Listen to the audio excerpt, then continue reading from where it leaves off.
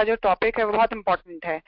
अभी तक हमने यही जाना है किस प्रकार से रोग, किस प्रकार से मंत्र, किस प्रकार से प्राण शक्ति आपस में गुथे हुए हैं, और मंत्रों के द्वारा प्राण ऊर्जा के संवर्धन के द्वारा लाइफ में बहुत सारे डिफरेंट जो ऑब्स्टिकल्स होते हैं, नेगेटिव थिंकिंग होती है, निराशावादिता आ जाती है, जल्दी हार मान जाते हैं, एक जो जोश होना चाहिए जीवन में आगे बढ़ते रहने का वो समाप्त हो जाता है। तो ये सारी डिस्टर्बेंस की अभी तक की अंडरस्टैंडिंग जो गुरुदेव ने हमें दी वो है प्राण में आई डिस्टर्बेंस, प्राण ऊर्जा का प्रॉपर फ्लो नहीं हो पाना, एक सिस्टमेटिक जो प्रवाह है हमारे बॉडी में उसका नहीं बन पाना या उसका बिगड़ जाना ही एक कारण है। और किस तरह से मंत्र जप, मंत्र की शक्ति के द्वारा हम पूरे अंतरिक्ष में व्याप्त प्राण ऊर्जा को हम अपने अंदर इनवाइट करते हैं, और उसके साथ साथ हमारे प्राण के लेवल पर आई डिस्टर्बेंस, बायो इलेक्ट्रिसिटी के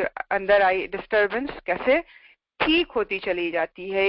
ये दोहरा एक प्रयास होता है, एक डुअल जो फंक्शन है वो हमारी बॉडी के अंदर स्टार्ट हो जाता है, जिसको कि कहते हैं एक में करेक्शन का वर्क, एक पूरी तरह से हमें सही करता है, ठीक करता है, करेक्ट करता है, कहीं आई प्रॉब्लम्स को रेक्टिफाई करता है, और दूसरा हम फ्रेश प्राण ऊर्जा को अपने अंदर एब्जॉर्ब करने लग जाते हैं। आज हम जानेंगे कि अगर हमें जप करने की जो सही कला है वो आ जाए तो कितना गजब का चमत्कार हो जाए एक साधक के जीवन में।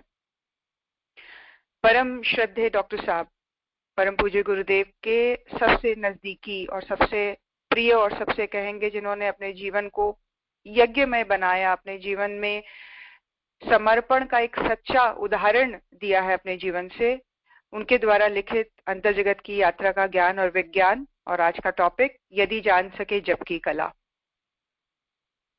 डॉक्टर साहब हमसे बता रहे हैं एज अ शिष्य हमें इस तरह के इंफॉर्मेशन से अपने आप को लाद लेना चाहिए, भर देना चाहिए, ताकि फिर उस बेस पर हमारी श्रद्धा डेवलप हो। श्रद्धा कैसे डेवलप होगी? किसी भी चीज के लिए हम सीरियस कैसे होंगे? किसी भी पैटर्न को लेकर हम अपने आप को डिसिप्लिन कैसे रख पाएंगे जब उस लेवल की इंफॉर्मेशन हम अपने अंदर ले सके, उस लेवल की नॉलेज अपने अंदर हम स्थिर कर सके, स्टेबल कर सके। आज हमें बताया जा रहा है जप को जानना क्यों इम्पोर्टेंट है और इसका सही तरीका क्या है। डॉक्टर साहब बता रहे हैं अंतरयात्रा विज्ञान साधकों के लिए पुकार है। पुकार के ये स्वर बड़े आश्चर्यों से भरे हैं, इन्हें सब नहीं सुन पाते। इन्हें सुन पाने के लिए साधक का अंतःकरण चाहिए, जिसमें साधक की अंतर चेतना, साधक की अंतर भावना, वही इन्हें सुन पाएंगे। किस चीज को सुनने की बात हो रही है? पुकार के स्वर, ईश्वर से को जानने का स्वर, मनुष्य जीवन का अल्टीमेट गोल का स्वर, हम क्यों आए हैं, मैं कौन हूं का स्वर, ये उसके अंतर्मन में गूंजेगा जिसका अंतर्मन साधकमय है, जो अपने इस मनुष्य जीवन की छोटी मोटी इच्छाओं से उठ चुके हैं, जिन्होंने अपने आप को डिजायर्स के लेवल पर सेटिस्फाई कर लिया है और एक नेक्स्ट हाईएस्ट लेवल की डिजायर उनके अंतर्मन में जगी है, अपनी आत्मा को जानने का, परमात्मा को जानने का, इस मनुष्य जीवन के अल्टीमेट उद्देश्य को, गोल को जानने का। उनके जीवन में इस तरह की पुकार उठती है, वही इसको सुन पाते हैं। उन्हीं को अपने अस्तित्व के मर्म में महर्षि पातंजलि एवं ब्रह्मर्षि परम पूज्य गुरुदेव की छुअन का महसूस होता है। वही अपने आप को इस महायोगियों की वरद छाया में अनुभव कर पाएंगे। उन्हीं को इन महान विभूतियों का नेह निमंत्रण सुनाई देगा। योग ना तो लौकिक ज्ञान है और ना ही कोई सामान्य सांसारिक विद्या, ये महान आध्यात्मिक ज्ञान है और अति विशिष्ट पराविद्या है। योग की बात हो रही है, जहां हम अपने लेवल को उस लेवल से मिलाने का प्रयास करते हैं जहां पहुंचकर ये कुछ भी पाना, कुछ भी समझना, कुछ भी देखना, कुछ भी अनुभव करना बाकी नहीं रह जाता है ना। सारी इच्छाएं जहां जाके स्टॉप हो जाती हैं, उस लेवल को योग कहा जा रहा है। और योग लौकिक नहीं है और ना ही कोई सांसारिक विद्या है सामान्य सी। यह महान आध्यात्मिक विज्ञान है और अति विशिष्ट पराविद्या है। वाणी से इसका उच्चारण भले ही किया जा सके, पर इसके अर्थ बौद्धिक चेतना में नहीं खुलते। इसके रहस्यों का प्रस्फुटन तो गहन भाव चेतना में होता है। अंतर यात्रा के पथ पर उन्हीं को प्रवेश मिलता है जो साधक होने की परीक्षा पास करते हैं, जो अपनी पात्रता सिद्ध करते हैं। हालांकि इस संबंध में महर्षि पातंजलि परम उदार हैं। क्या बता रहे हैं कि ये ऐसी यात्रा है जहां हमारे लिए जो ये वर्ल्डली चीजें हैं ये म्यूट हो जाती हैं, म्यूट लेवल पे चली जाती हैं, जिसका शोर, जिसकी चमक हमारे ऊपर हमें प्रभावित नहीं कर पा रही है। जब अंतःकरण की स्थिति इस तरह की है तो ये एक सही इंडिकेशन है कि आप अंतर यात्रा के पथ में आपका प्रवेश हो गया है। मतलब वर्ल्ड से ऊपर उठ के एक डिफरेंट, एक नई, एक ऊर्जावान, एक दैदीप्यमान और एक सूक्ष्म, जो कि ब्रह्मांडीय चेतना के साथ जुड़ने का क्रम लेकर आता है जीवन में, उस पथ पर आपको प्रवेश मिल गया है। जो अपनी पात्रता सिद्ध करते हैं और जो परीक्षाओं में पास होते चले जाते हैं, उनको उस मार्ग पर प्रवेश मिलता है। हालांकि इस संबंध में जो महर्षि पातंजलि है, उनका जो तरीका है वो ब्रॉड है, थोड़ा सा रिस्ट्रिक्टेड नहीं है और बहुत टाइट नहीं है, परम उदार जिसको कहा जा सकता है। उन्होंने अंतर यात्रा के पथ के पथिकों के लिए अनेक वैज्ञानिक अनुसंधान किए हैं, रिसर्च किए हैं। उन्होंने अनगिनत तकनीकें खोजी हैं। इन तकनीकों में से किसी एक का इस्तेमाल करके कोई भी व्यक्ति इस पात्रता की परीक्षा में उत्तीर्ण हो सकता है ना। ये आध्यात्मिक संसार के वैज्ञानिक हैं महर्षि पातंजलि, ब्रह्मर्षि परम पूज्य गुरुदेव, और इन्होंने ह्यूमन जर्नी को इस पथ पर आगे बढ़ने के लिए, इजी करने के लिए बहुत सारी ऐसी तकनीकें खोजी हैं और उन तकनीकों को हमारे सामने व्यक्त किया है, जिसके इस्तेमाल से व्यक्ति जो है वो पात्रता की परीक्षा में उत्तीर्ण हो सकता है, अपने आप को प्रूव कर सकता है कि वो अंतर यात्रा के पथ के लिए कैपेबल है। इन्हीं तकनीकों में से एक है ओंकार का जप। ओंकार में अनगिनत गुह्य निधियां, गुह्य शक्तियां समाई हुई हैं। यदि इसका विधि पूर्वक जप हो तो योग की सभी बाधाओं का बड़ी आसानी से निराकरण किया जा सकता है। किस चीज से?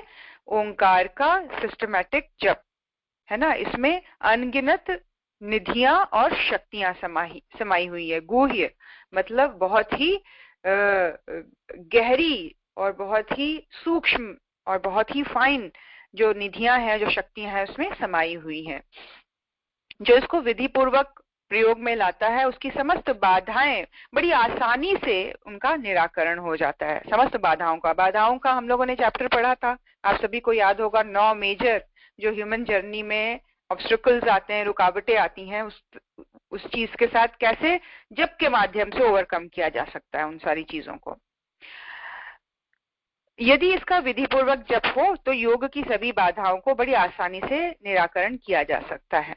प्रभु की महिमा, गरिमा सभी कुछ बीज रूप में इसी में निहित है। यह बीज विकसित कैसे हो, प्रस्फुटित कैसे हो, किस भांति हो, इसका विधान महर्षि पातंजलि अपने अगले सूत्र में देते हैं और वो कहते हैं तज पस्तदर्थ भावनम। तजपह मतलब ओंकार का जप, तदर्थ भावनम का मतलब है उसके अर्थ स्वरूप परमेश्वर की भावना के साथ करनी चाहिए। इसका मतलब क्या हुआ? ओंकार का जप इसके अर्थ का चिंतन करते हुए परमेश्वर के प्रति प्रगाढ़ भावना के साथ करनी चाहिए। महर्षि ने इस सूत्र में जप की विधि, जप के विज्ञान का खुलासा किया है।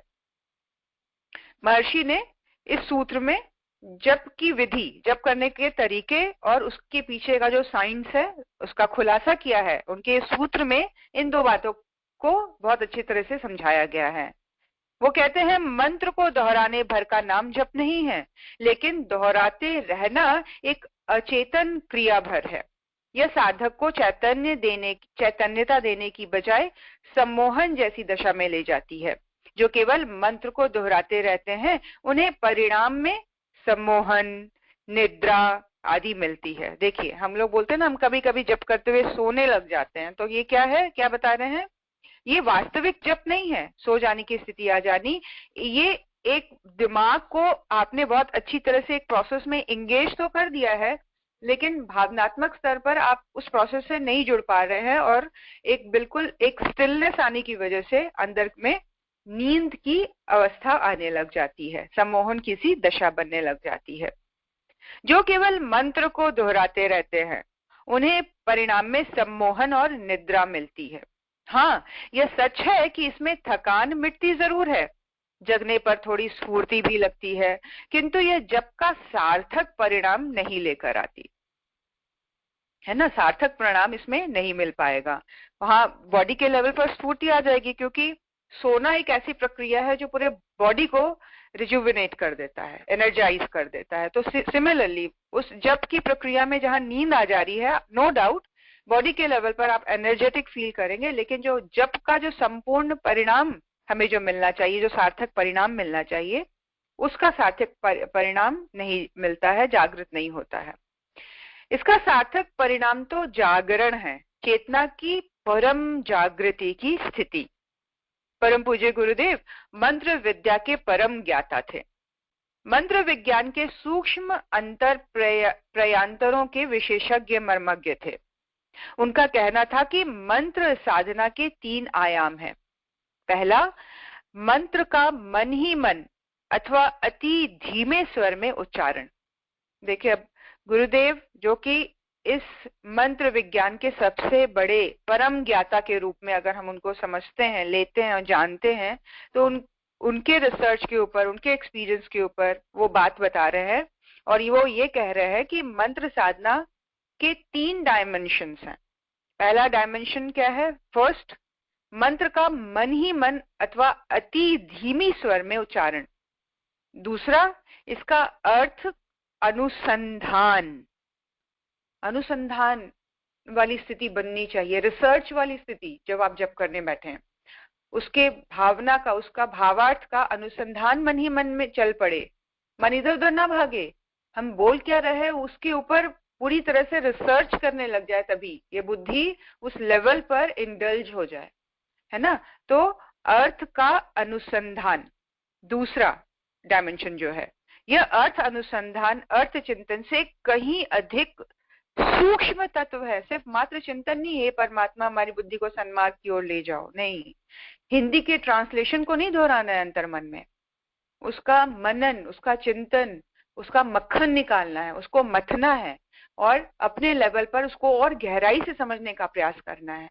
उस लेवल पर समझना है कि जहां गायत्री मंत्र को महामंत्र कहा गया, उस महामंत्र का उच्चारण मतलब at this moment I am sitting in front of the highest energy of the universe, powerful, most powerful energy के सामने अभी मैं बैठी हूँ, और सबसे पावरफुल शब्दों का उच्चारण मेरे द्वारा हो रहा है। और उस लेवल पर हम इसको कितना एलैबोरेट कर सकते हैं, इसको कितना बढ़ा सकते हैं, इसको कितना अपने अंदर और मतलब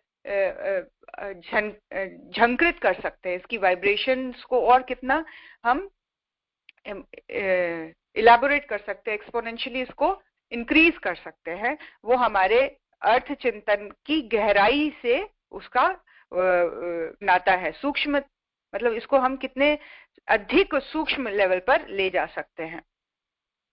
इसमें साधक क्रमिक रूप से अर्थ की गूढ़ता एवं रहस्यमयता में प्रवेश करता है ना। इसकी गूढ़ता, इसकी गहराई, इसकी समझ, इसकी स्ट्रेंथ है ना, और इसमें जो रहस्यमयता है, इसके जो शब्दों का इस तरह से गुंथन किया हुआ है, इनके उच्चारण से किस तरह से हमारे बॉडी में डिफरेंट पार्ट्स में वाइब्रेशंस हो रहे हैं, किस तरह से हमारे ग्लैंड्स एक नए तरीके से जूसेस को सिक्रीट कर रहे हैं, और किस तरह से मतलब उस लेवल पर हम इसके और सूक्ष्म पे उतरे तो चक्रों का, और किस तरह से हमारे कोशों को ये जागृत कर रहा है, चैतन्य कर रहा है, और हमारी डिफरेंट डायमेंशंस में जो हमारी एग्जिस्टेंस बनी हुई है उसको टच कर रहा है, तो रहस्यमयता में साधक और उसकी गूढ़ता में प्रवेश करता चला जाता है और उसकी अंतर चेतना में मंत्र के नए रहस्यार्थ प्रकट होने लग जाते, एक नई समझ,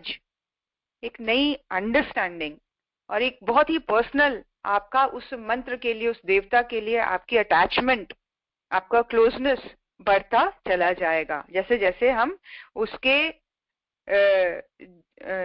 मनन के साथ जुड़ेंगे, उसको मंत्र के रहस्य को, उसकी गूढ़ता को जानने के प्रयास में अपने आप को अनुसंधान के, रिसर्च के लेवल पर लाएंगे, है ना। अपने आप के अंदर वो गहरी स्टिलनेस जब हम ले आएंगे, तब हम हमारे अंदर जो एक अंतर चेतना में उसके नए रहस्य का, उसके नए मीनिंग का, जो मंत्र का जो अर्थ है, वो नए रूप में हमारे अंदर प्रकट होने लग जाएगा। इसका तीसरा आयाम है प्रगाढ़ भावना, यानी कि मंत्र के अधिदेवता के प्रति साधक के मन, अंतःकरण में भक्ति की हिलोरी उठने लग जाए।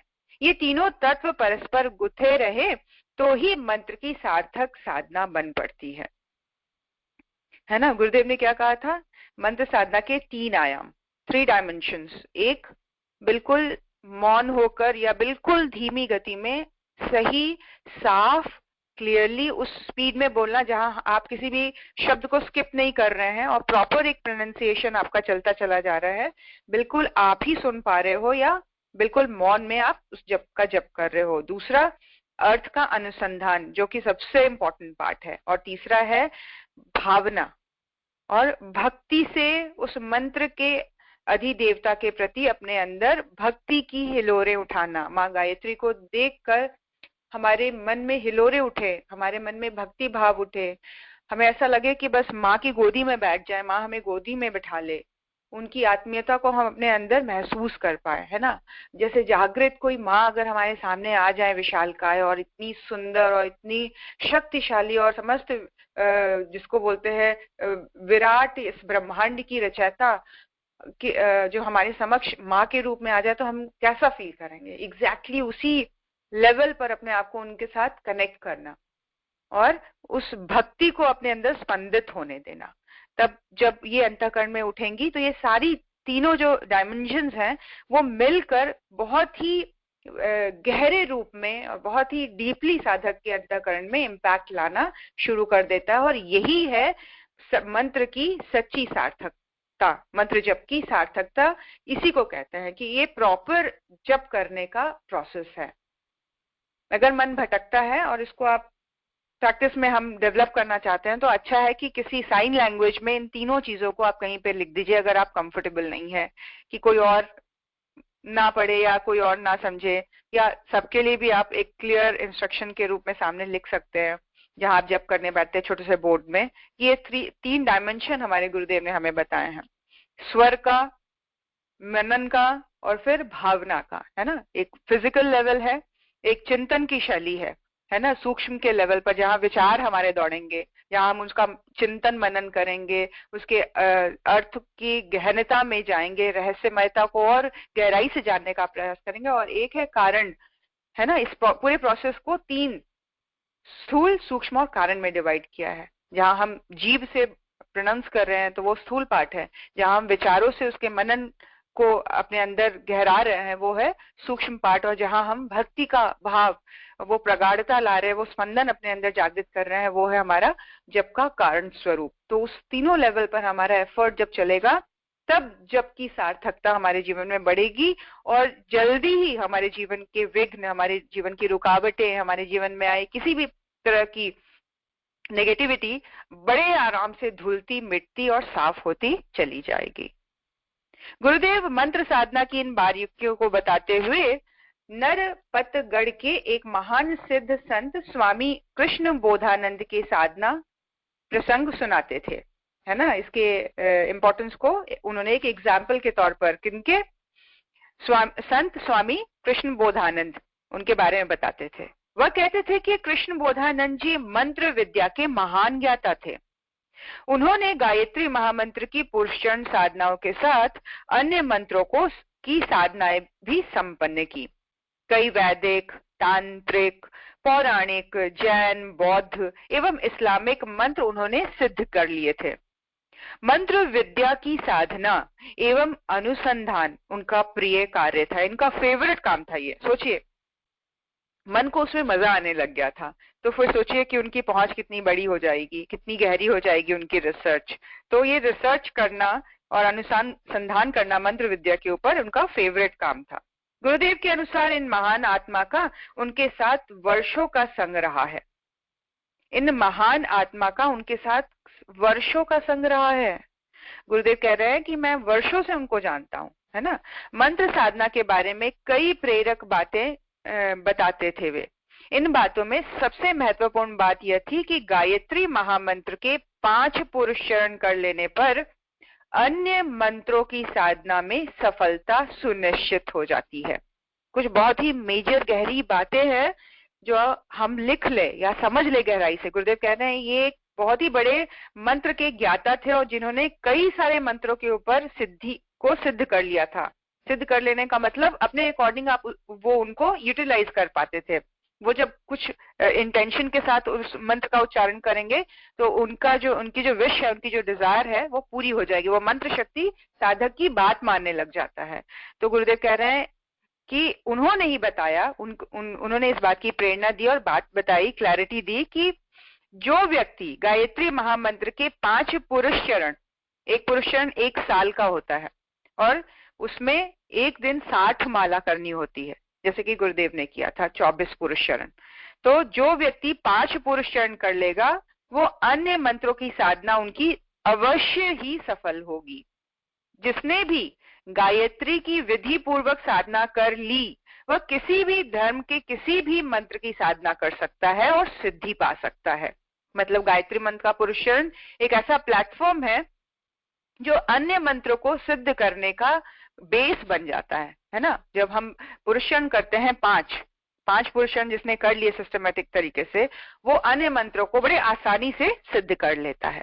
कृष्ण बोधानंद जी का अपने अनुभव के आधार पर कहना था कि यदि धर्म, मजहब, जाति, देश की संकीर्णताएं, सामान्यताएं दरकिनार कर दी जाए और एक विज्ञानवेत्ता की भांति निष्कर्ष प्रतिपादित किया जाए तो यही कहना होगा कि गायत्री मंत्र विश्व भर के सभी मंत्रों का सार है। गुरुदेव कह रहे हैं अगर वो ब्रॉडनेस आ जाए समझ में, जहां हम धर्म, जाति के, देश के और ये सारी जो जितने भी संकीर्णताएं हैं, है ना, इनसे, मजहब से, देश से, धर्म से निकल कर अगर एक विज्ञानवेत्ता की तरह, एक साइंटिफिक माइंडसेट के बेस पर अगर हम इस निष्कर्ष पर पहुंचना चाहें तो ये कहना बड़ा आसान होगा कि गायत्री मंत्र जो है वो विश्व भर के सभी मंत्रों का सार है ना। जैसे कहा जाता है ना कि गायत्री में ही समस्त वेद हैं और वेद अल्टीमेट नॉलेज है जो किसी व्यक्ति के द्वारा नहीं दिया गया। ये ब्रह्मांड से उतरा ज्ञान है जो वेदों के रूप में हम भारतीय ऋषियों ने हमें प्रदान किया। और उसको अगर उसका समुच्चय लिया जाए तो गायत्री मंत्र को वेदों का सार कहा गया है और उसी बेस पर संसार के सभी मंत्रों का सार गायत्री मंत्र में है। तो गायत्री मंत्र के दायरे के अंदर समस्त ज्ञान आ जाता है, उसके बाहर कुछ है ही नहीं, रह ही नहीं जाता, उसी दायरे में सारी चीजें हैं। इस संबंध में कृष्ण बोधानंद जी ने के अनुभव का एक अन्य निष्कर्ष भी था। एक और चीज उन्होंने एनालाइज किया। वो कहते थे कि संध्योपासना मतलब शाम की उपासना, संध्या की उपासना गायत्री में लय होती है और गायत्री का लय ओम सहित व्याहति किसको बोलते हैं, भूर भुवः स्वः में हो जाता है और अंत में ये व्याहतियां ओम में लय हो जाती हैं। साधना करते करते यह ओंकार साधक के संपूर्ण अस्तित्व में प्रकाशित हो जाता है। यही नहीं, साधक का अस्तित्व भी ओंकार में विलीन हो जाता है। जागृत, स्वप्न, सुषुप्ति की सभी अवस्थाओं में विलीनता तूर्य अवस्था में हो जाती है। संध्या की उपासना में, अब संध्या उपासना मतलब 2 वेला जब मिल रही है, संध्या का मतलब जरूरी नहीं शाम की ही बात हो रही है। संध्या का मतलब होता है कि दो चीजें आपस में सांझ मिल रही हो। अब ये ब्रह्म मुहूर्त भी हो सकता है, शाम का भी समय हो सकता है, जो दो वेला का मिलने का समय है। तो इसमें अगर गायत्री की उपासना होती है, ओम सहित व्याहतियों की को जब जपा जाता है, मतलब ओम भूर्भुवः स्वः, तो बता रहे हैं कृष्ण बोधानंद जी क्या बता रहे हैं कि उसमें जो साधक की अंतर चेतना है वो पूरी तरह से ओंकार में विलय कर जाती है, और साधना करते करते, है ना, उस प्रोसेस को और लंबा करते हुए, उसको गहराई तक पहुंचते हुए संपूर्ण साधक का अस्तित्व प्रकाशित हो जाता है। और इसकी अनुभूति किस तरह से वो करता है? वो जागृत भी करता है, वो स्वप्न में भी करता है, वो सुषुप्ति की सभी अवस्थाओं में विलीनता तुर्य अवस्था में हो जाती है। ओंकार का जो एक गुंजार है उसके पूरे अस्तित्व में हमेशा ही समाया रहता है। गुरुदेव बताते हैं कि विश्व भर के विभिन्न धर्मों, मतों, पंथों में बताए हुए अनगिनत मंत्रों की साधना करने वाले एवं इसकी सिद्धि पाने वाले कृष्ण बोधानंद जी अद्भुत व्यक्तित्व थे। जीवन के अंतिम वर्षों में केवल ओंकार ही इनके जीवन में रह गया। ओंकार का अर्थ, चिंतन एवं ध्यान ही इनके जीवन का पर्याय बन गया। कितना खूबसूरत बता रहे हैं गुरुदेव कि जिन्होंने कितने सारे धर्म, मथों और पंथों के बताए अनगिनत मंत्रों की साधना में सिद्धि की, अंत में उनका जीवन में एक ही उपासना उच्च स्तरीय रह गई, सर्वोच्च रह गई, और वो थी ओंकार का जप। और फिर अंतिम समय में उन्होंने सिर्फ एक ही साधना अपना ली, ओंकार का अर्थ चिंतन, और उसका ध्यान ही उनके जीवन का पर्याय बन गया था। ये महापुरुष अपने शरीर में केवल एक टाट का टुकड़ा भर लपेटते थे। वे कहते थे ओंकार ही सूर्य है, यही गायत्री है, यही वेद है। मंत्र जप के प्रभाव से वृद्धावस्था में भी इनका शरीर सभी व्याधियों से मुक्त होकर एक अनोखी आभा बिखेरता था, जिसे जो भी देखता एक अलौकिक चुंबकत्व से बंध जाता था। तो एक लाइव एग्जाम्पल के तौर पर, है ना, कृष्ण बोधानंद जी के बारे में गुरुदेव बता रहे हैं किस तरह से आजीवन उन्होंने डिफरेंट मंत्रों के ऊपर रिसर्च किया, अनुसंधान किया, मंत्रों को सिद्ध किया, लेकिन अंततः उनके जीवन का एक्सपीरियंस क्या होकर रह गया कि इन सारी चीजों का जो सार है वो ओंकार है, और उनके जीवन का पर्याय बन गया ओंकार की साधना, ओंकार का ध्यान। और उनके शरीर में एक छोटा सा कपड़ा जो वो ढक के रखते थे, बस वही होता था, और कहते थे ओंकार ही अपने आप में सूर्य है, यही गायत्री है और यही वेद है। और उसके जप के प्रभाव से वो बिल्कुल रोग मुक्त और स्वस्थ वृद्धावस्था का जीवन जीते हुए समस्त व्याधियों से मुक्त होकर उन्होंने अपने जीवन को जिया, और एक अनोखी आभा जो है उनके व्यक्तित्व से बिखरी हुई रहती थी, जो लोगों को आकर्षित करती थी, अलौकिक चुंबकत्व का बोध कराती थी। तो ये गुरुदेव ओंकार की जप के बारे में हमें बता रहे हैं कि जप का जो प्रोसेस है वो कितना जबरदस्त है, और एक चीज को जब व्यक्ति पकड़ता है तो कैसे एक मैग्नेटिज्म उसके पूरी पर्सनालिटी में भरती चली जाती है। यहाँ पे एक और एग्जाम्पल मैं आप सबको पढ़ के सुनाऊंगी। गुरुदेव आगे और बता रहे हैं कि जो जप साधना को सामान्य समझने की भूल करते हैं, उन्हें बार बार इस सूत्र पर चिंतन मनन करना चाहिए। कौन से सूत्र पर? जो कि महर्षि पातंजलि ने दिया है दूसरा सूत्र, और वो है प्रभु नाम की जप साधना से साधना की सारी बाधाएं समाप्त होकर आत्म साक्षात्कार हो जाता है। देखिए, एक तरफ जहां ओंकार की बात कर रहे हैं, दूसरी तरफ प्रभु नाम का स्मरण।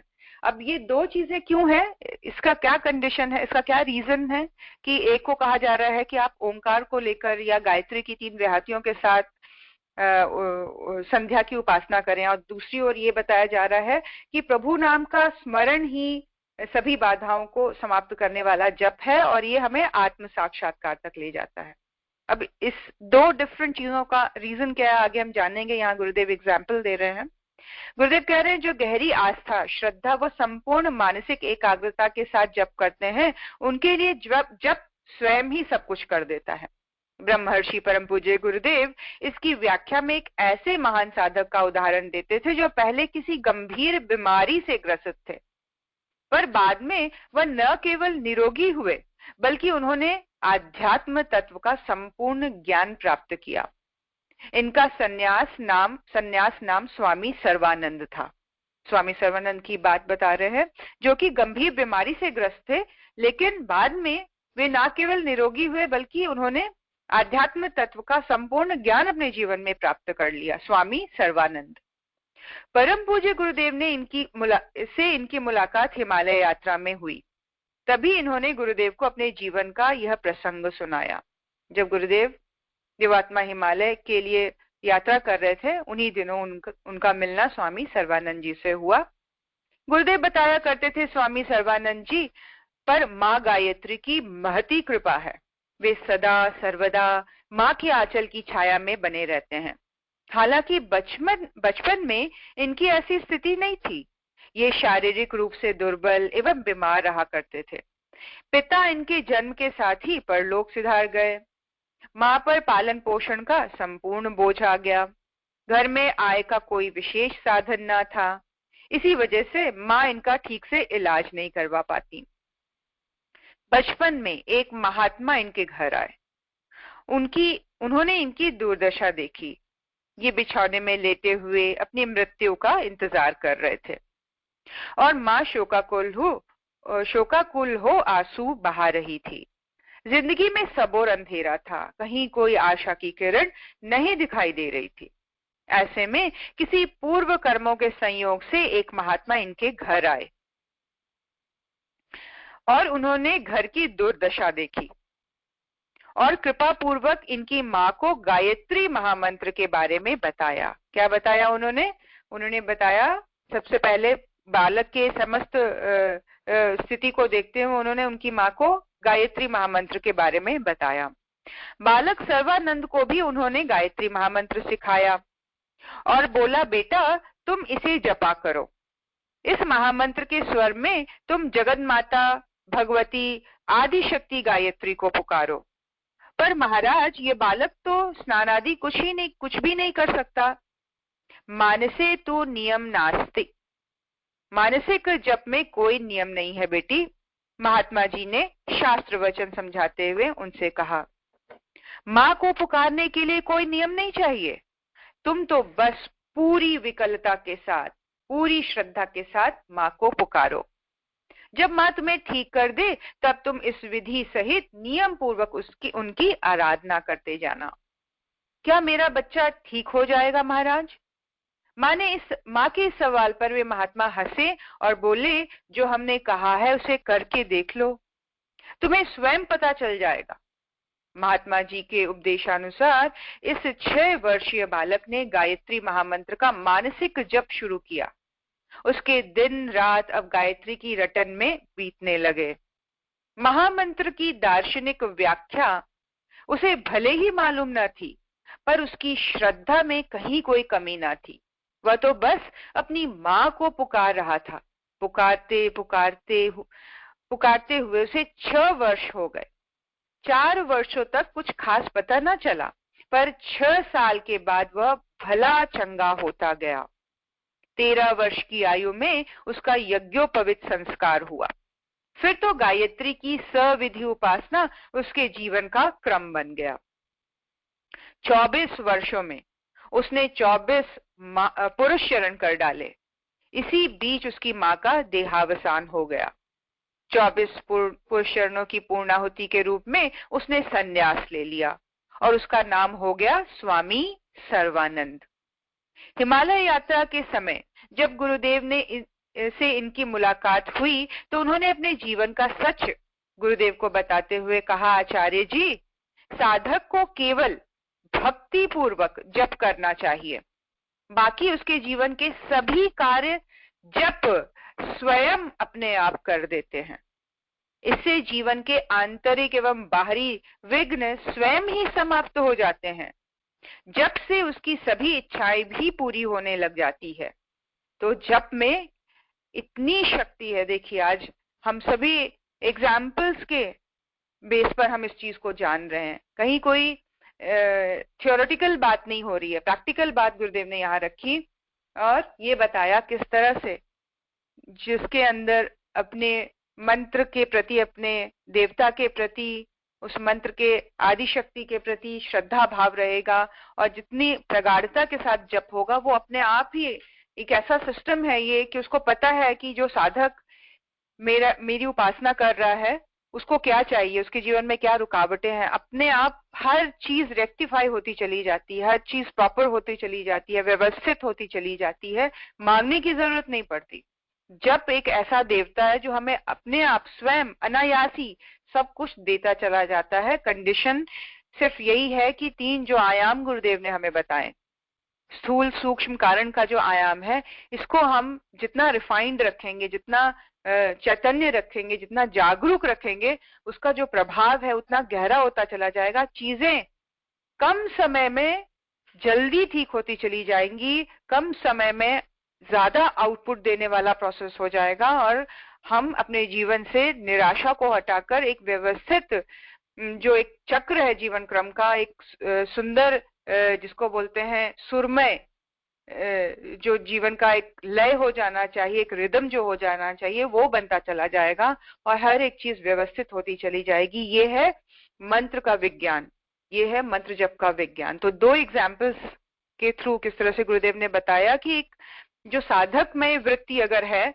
तो 3 डायमेंशंस का ध्यान रखते हुए जप किया जाए, और अगर आस्थापूर्ण वृत्ति है, भक्ति वाली वृत्ति है, श्रद्धा है, विश्वास पकड़ लेता है मन एक बार, तो फिर दूसरे एग्जाम्पल के तौर पर स्वामी सर्वानंद जी, जहां पर नियमितता बनाए रखना है और नियमितता बनाए रखते हुए श्रद्धा को बढ़ाते चले जाना है, तो ईश्वर का नाम जो है वो अपने आप में सबसे बड़ा जप है। और श्रद्धा के जुड़ते ही वो हमें उच्च स्तरीय संभावनाओं से जोड़ने लग जाता है, जहां पर आत्म साक्षात्कार की बात हो रही है, जहां पर ईश्वर साक्षात्कार की बात हो रही है। आइए गुरु सत्ता के चरणों में नमन कर रहे हैं, उनसे शक्ति, उनसे सामर्थ्य, उनसे वो समझ मांगे, उनसे वो अंडरस्टैंडिंग मांगे, उनसे वो धैर्य मांगे कि जब हम जप करने बैठे तो वो हमारे पर्सनल टाइम पे आप हमारे जीवन में आ जाओ, फिर आप हमारा मार्गदर्शन करो, फिर मुझे किसी और से कुछ भी नहीं चाहिए। और हम सभी कितने सौभाग्यशाली हैं कि गायत्री का दृष्टा, गायत्री का सबसे बड़ा ज्ञाता हमारे गुरुदेव हैं, सबसे बड़े स्कॉलर इस एरा के, इस युग के, हमें ये बता रहे हैं कि तुम जप करो। और जब हम इस चीज को पर्सनली ले लें, इस चीज को बिल्कुल अंतर मन की गहराइयों से अगर पकड़ लेंगे, तो हमारे जप में प्रभाव ही डिफरेंट आ जाएगा। ये विश्वास करके चलिए कि बहुत पर्सनल लेवल पर गुरुदेव हमसे बात कर रहे हैं, हमसे बोल रहे हैं, मुझसे बात हो रही है। उस लेवल की अंडरस्टैंडिंग, उस लेवल की दृढ़ता गुरुदेव हम सबके अंदर जागृत करें, ऐसा मनोभाव रखते हुए गुरु चरणों में शत शत नमन। ओम नमोऽस्त्वनन्ताय सहस्त्रमूर्तये सहस्रपादाक्ष शिरोरुबाहवे सहस्रनाम्ने पुरुषाय शाश्वते सहस्रकोटियुगधारिणे नमः सहस्रकोटियुगधारिणे नमः। ओम श्री गुरुदेवाय नमः। माता भगवते नमः। दादा गुरुदेवाय नमः।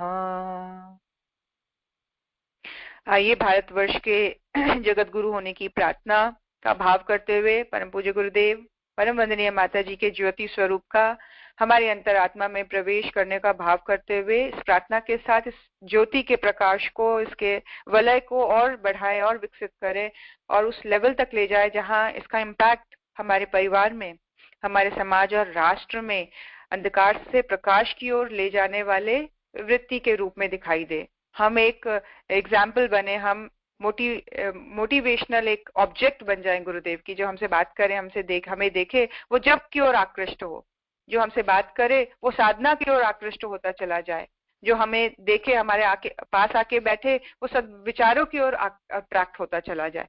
इस तरह से हमारा जो व्यक्तित्व है वो प्रकाशवान बने, अंधकार से प्रकाश की ओर ले जाने वाला बने, अज्ञान से ज्ञान की ओर ले जाने वाला बने और मृत्यु से अमृत की ओर हम सभी भारतीय आगे बढ़े। ऐसी प्रचंड प्रार्थना उच्च स्वर में एक साथ। ओम असतो मा सद्गमय तमसो मा ज्योतिर्गमय मृत्योर्मा अमृतं गमय। ओम शांति शांति शांति सर्वारिष्ट सुशांतिर्भवतु। दोनों हाथों को रगड़ें, मस्तक पर, हृदय स्थान पर, समस्त शरीर पर लगाएं। पूर्ण स्वस्थ, मानसिक रूप से, भावनात्मक रूप से स्टेबल और पूरी तरह से व्यवस्थित महसूस करते हुए आइए। परम श्रद्धेय पिताजी, परम वंदनीय जीजी माँ के यश, उनकी कीर्ति, उनकी प्रतिष्ठा को समस्त ब्रह्मांड में, तीनों लोकों में, दसों दिशाओं में प्रसारित करने का भाव, और इसके साथ साथ सभी समस्त भारतीयों के लिए, विश्व के लिए उज्जवल भविष्य की प्रार्थना करने का भाव करते हुए गायत्री महामंत्र से 5 आहुति देंगे। सभी स्वस्थ रहें ऐसा भाव करते हुए महामृत्युंजय मंत्र से आहुति शांति पाठ के बाद सभी एकत्रित कर सकते हैं। मीकू से मैं रिक्वेस्ट करूंगी, मीकू आहुति का क्रम। सभी को बहुत बहुत धन्यवाद। जय गुरुदेव। सभी को प्रणाम। दीदी आज स्वाध्याय में बहुत अच्छा बताया।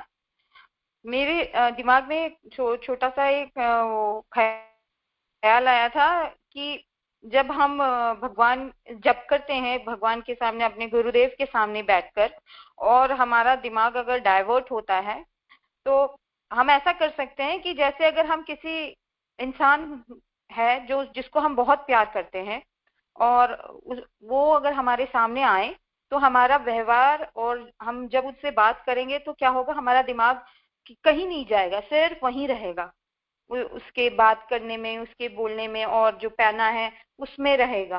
क्योंकि सामने वाले व्यक्ति से हम बहुत प्यार करते हैं।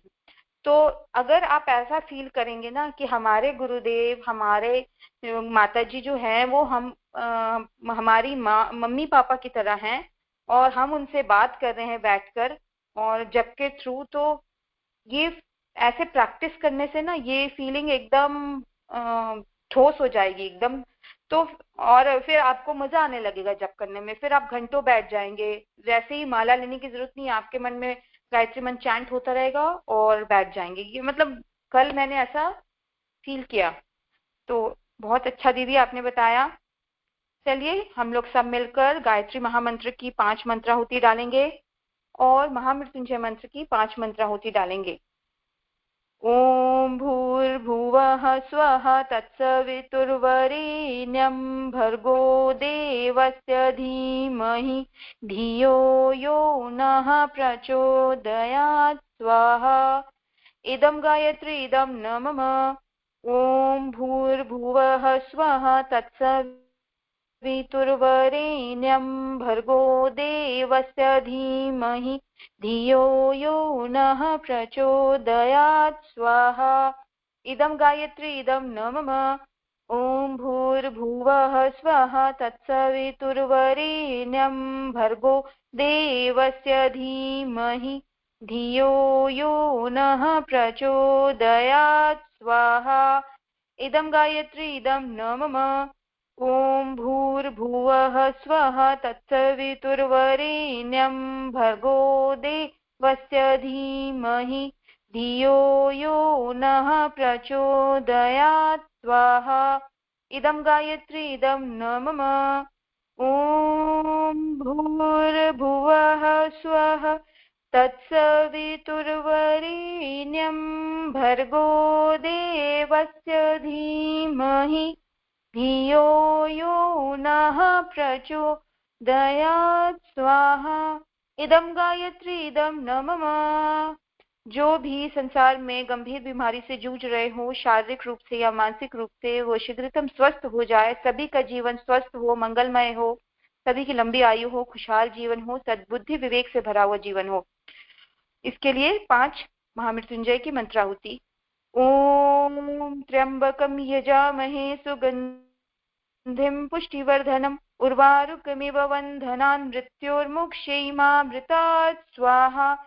इदं महामृत्युंजय इदं न मम। ओम त्र्यंबकं यजामहे सुगंधिं पुष्टिवर्धनम् उर्वारुकमिव बन्धनान् मृत्योर्मुक्षैमामृतात् स्वाहा। इदं महामृत्युंजय इदं न मम। ओम त्र्यंबकं यजामहे सुगंधिं पुष्टिवर्धनम् उर्वारुकमिव बन्धनान् मृत्योर्मुक्षैमामृतात् स्वाहा। इदं महामृत्युंजय इदं न मम। ओम त्र्यंबकं यजामहे सुगंधिं पुष्टिवर्धनम् उर्वारुकमिव बन्धनान् मृत्योर्मुक्षैमामृतात् स्वाहा। इदं महामृत्युंजय इदं न मम। ॐ त्र्यम्बकं यजामहे सुगन्धिं पुष्टिवर्धनम् उर्वारुकमिव वन्धनान् मृत्योर्मोक्षयिमामृतात् स्वाहा। इदं महामृत्युञ्जय इदं न मम। शांति पाठ। ॐ द्योः शान्ति अन्तरिक्षगुं शान्तिः पृथिवी शान्तिः रापः शान्तिरोषधयः शान्तिः वनस्पतयः शान्ति विश्वे देवाः शान्ति ब्रह्म शान्तिः सर्वगुं शान्तिः शान्तिरेव शान्तिः श्यामा शान्तिरेधि। ॐ शान्तिः शान्तिः शान्तिः सर्वारिष्टा शान्तिर्भवतु। सभी लोग 1:30 बजे ज्योति अवतरण साधना में, 5:40 गायत्री चालीसा, 6 बजे नाद योग में जरूर आइएगा। सभी का बहुत बहुत धन्यवाद।